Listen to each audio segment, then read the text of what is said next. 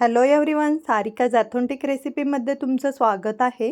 आज आपण उन्हाळा स्पेशल थंडगार कैरीचे पळणे बनवणार आहे। खूप छान होते आणि पटकन होतं। अगदी तुम्ही घरच्या घरी अशा प्रकारे कैरीचे पळणे दररोज घेऊ शकताय करून आणि थंडगार असतं, त्यामुळे उन्हाळ्याचा त्रासही कमी होतो।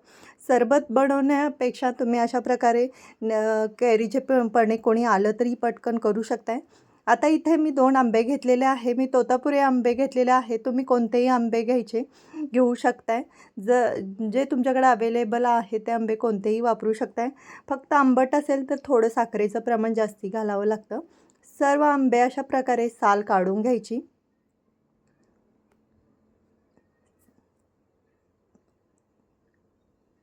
मी अशा प्रकारे दोन्ही आंब्याची छान प्रकारे साल काढून घेणार आहे।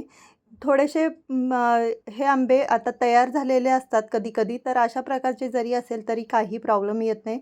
आंबे कट करून घ्यायचे। आंबे किती आंबट आहेत त्याच्यानुसार साखर किंवा तुम्ही जे गूळ घालणार त्याचं प्रमाण थोडंसं ॲडजस्ट करावं लागतं। आता हे सर्व आंबे आपण कट करून घेणार आहे। डायरेक्ट काही जण अशाच पूर्णपणे कुकरमध्ये आंबे टाकून उकडून घेतात आणि मग सोलून घेतात साल काढून। हे पण पटकन अशा प्रकारे ह्याला 1 मिनिटामध्येच अशा प्रकारे शिजले जातात, म्हणून मी अशा प्रकारे कट करून घेणार आहे आणि कुकरच्या भांड्यामध्ये आपण हे आंबे घालणार आहे कट केलेले आणि त्याच्यामध्ये 1 वाटीच पाणी फक्त घालायचं आहे। पाणी थोडंसंच घालायचं, कारण आपल्याला हा पल थोडासा थिक करून घ्यायचा आहे।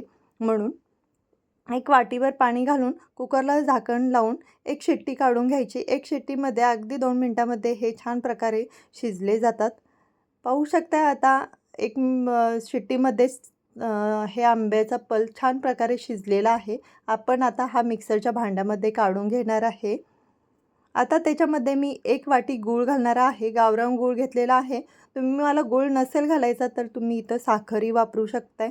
फक्त साखरेमधले हे पळणं छान लागतं किंवा फक्त गूळ वापरून केलं तरी चालतं।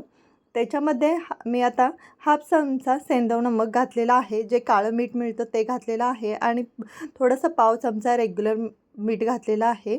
4-5 वेलची सोलून घातलेल्या आहे आणि मिक्सरला छान त्याची आता पेस्ट तयार करून घ्यायची। पाहू शकताय छान अशी मिक्सरला पेस्ट तयार झालेली आहे। आपण थोडासा इथं काळा गूळ वापरल्यामुळे अशा प्रकारे छान असा कलर आलेला आहे। आता आपण हा पल एका वाटीमध्ये काढून घ्यायचा। पाहू शकता किती सुंदर असा कलर आलेला आहे पलला। आता आपण ग्लासमध्ये हा आंब्याचा पल जो बनवला होता तो काढून घेणार आहे। 4 ते 5 चमचे मी इथं हा पल घालणार आहे।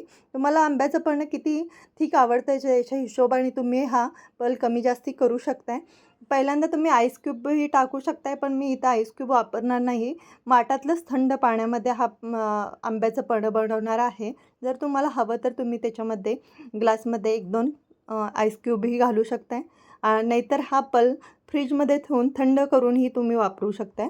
आता मी इथं ह्याच्यामध्ये माठातलं थंडगार पाणी घालणार आहे।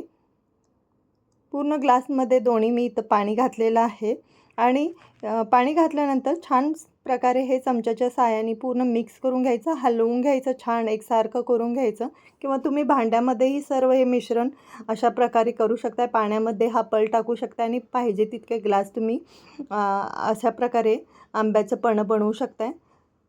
पाहू शकताय छान प्रकारे असा मिक्स करून घ्यायचा। अशा प्रकारे हा आंब्याचं पळणं रेडी झालेलं आहे। पटकन होतं आणि टेस्टी असतं। नक्कीच रेसिपी ट्राय करा। Thank you.